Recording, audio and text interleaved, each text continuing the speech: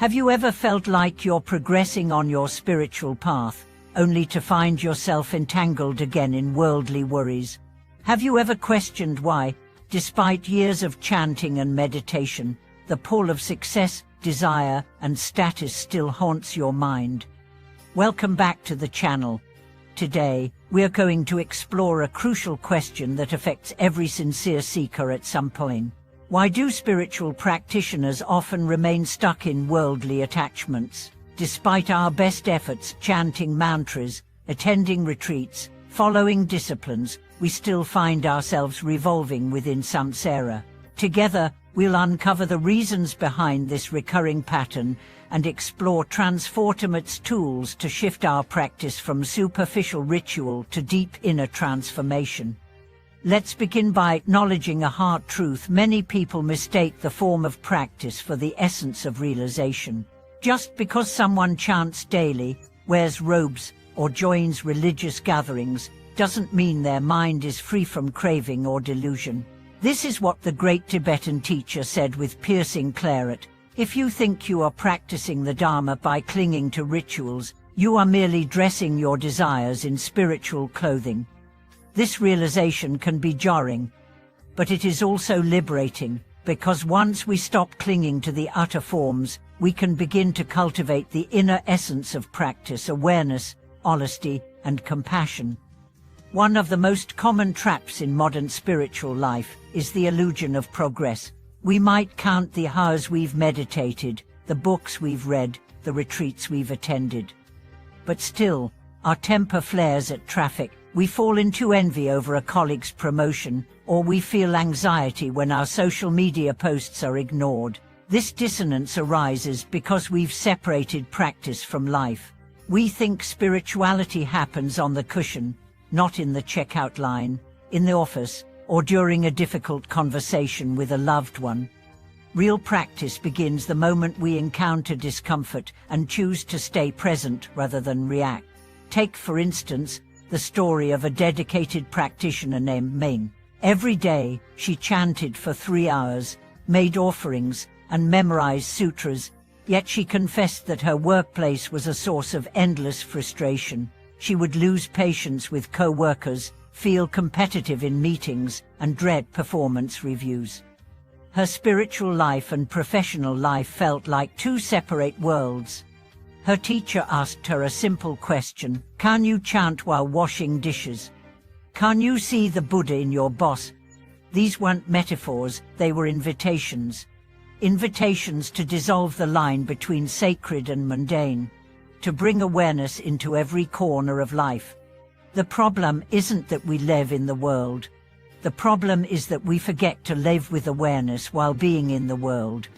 In fact, the Dharma never asks us to renounce life, it asks us to renounce ignorance. Ignorance is what makes us believe that happiness lies in the next promotion, the next relationship, the next vacation. Ignorance is what makes us cling to pain, react with anger, and define ourselves by our roles and possessions. And here's the heart of the matter: spiritual practice is not an escape from the world. It is a return to the world with wisdom.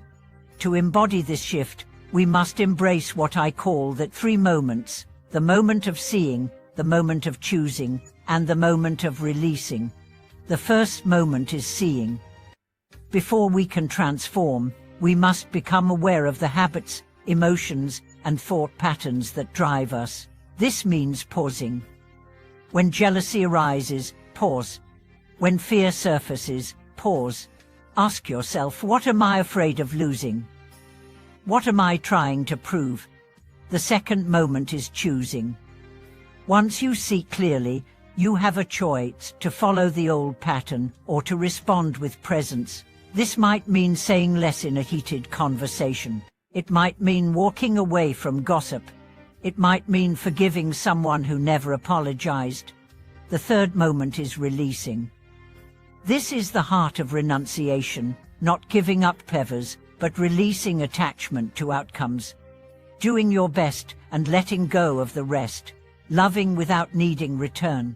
Serving without seeking recognition. When these 3 moments are repeated daily, Spirituality stops being something we do and becomes something we are. We begin to embody wisdom in the grocery store, compassion on the highway, patience in the boardroom. We stop circling the same emotional patterns because we are no longer reacting blindly. We are responding with consciousness. One powerful practice that integrates these three moments is the ancient teaching of mindfulness in daily life. It's simple but transformative.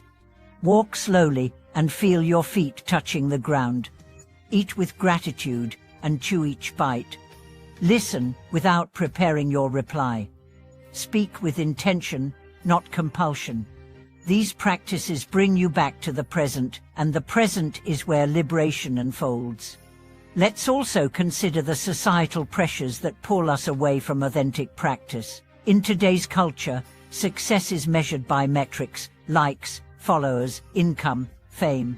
Even in spiritual communities, people are seduced by spiritual status: who's the most enlightened, who has the most serene Instagram feed, who gets invited to teach.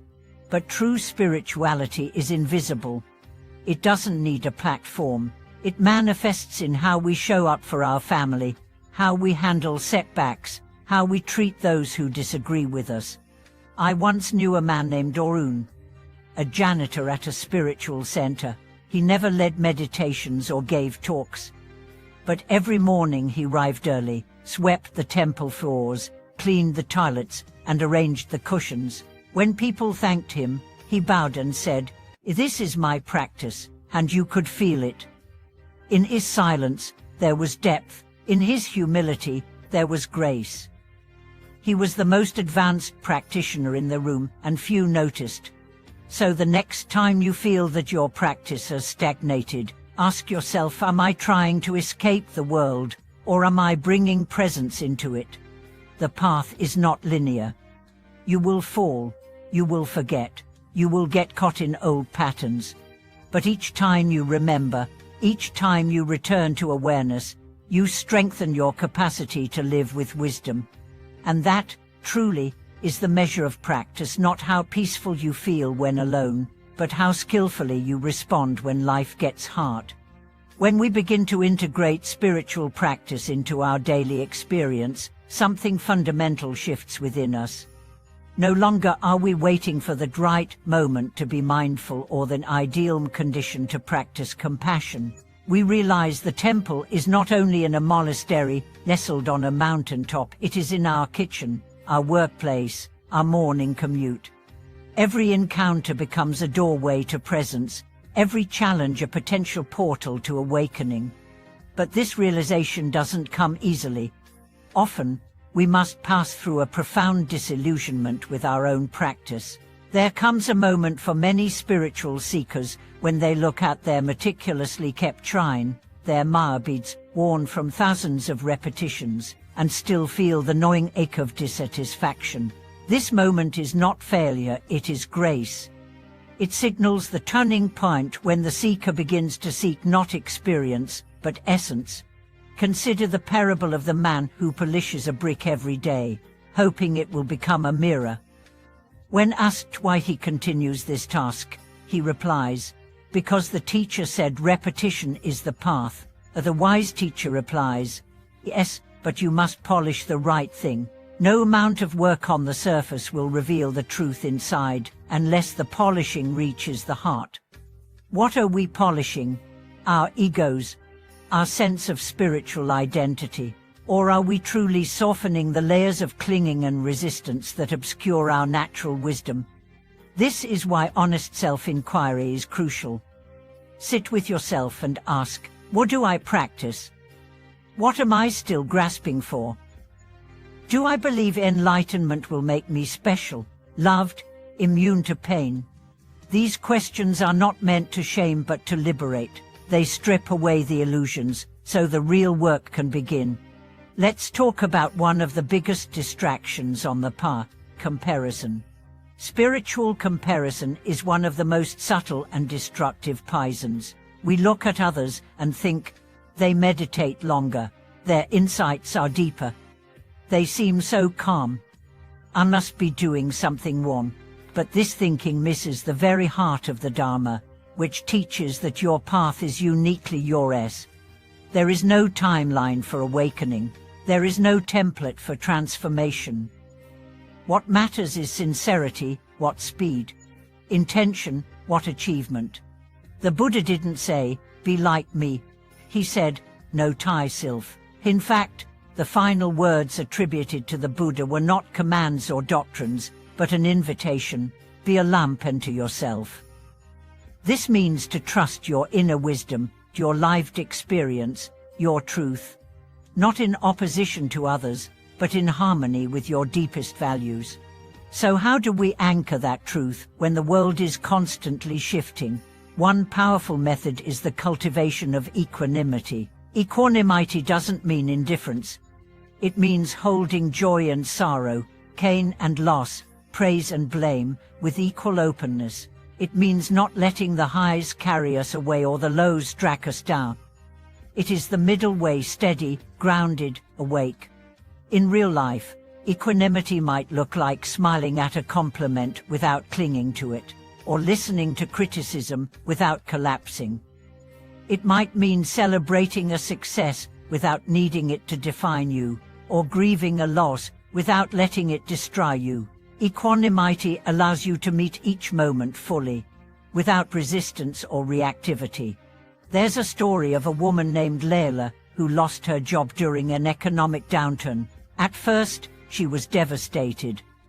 Her identity had been wrecked in her career, but instead of spiraling into despair, she began to use the tools of her spiritual training. Each morning, she would sit and breathe, not to fix anything, but to feel everything. She journaled her fears, walked in silence, cooked with mindfulness. Slowly, she began to see her worth was not tied to her title. She volunteered at a shelter. She took up painting. She reconnected with friends.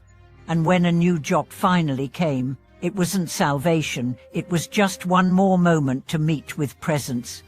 Layla's story is a reminder that practice doesn't prevent storms. It teaches us how to stand in the rain with grace. We must also speak of community, or sangha. While the path is deeply personal, it is not meant to be walked alone. A supportive community reflects back our blind spots and encourages our growth. But even in sangha, the temptation to perform spiritually can arise. True sangha thrives not on spiritual correctness but on vulnerability, compassion, and authenticity. When someone in the group admits, "I'm struggling," and others respond, "Me too," the space becomes sacred. In that honesty, real healing begins. To cultivate such a community, each of us must bring our full, unvarnished selves. Not the enlightened persona, but the tender heart beneath. Be willing to share your doubts, your fears, your messy human truth. In doing so, you create a field where others feel safe to do the same. Finally, let us revisit the question: why does spiritual practice often circle back to worldly concerns? Because the world is not the problem. Our attachment to the world is. The moment we stop seeing daily life as an obstacle and start seeing it as the training ground, everything shifts. Washing dishes becomes a meditation on gratitude. Arguing with a loved one becomes a chance to soften pride. Sitting in traffic becomes a lesson in patience. In this way, samsara becomes sadhana. The mundane becomes miraculous. And we begin to see that the path was never somewhere else, it was always right here, beneath our feet, waiting to be walked with love. Thank you for watching this video.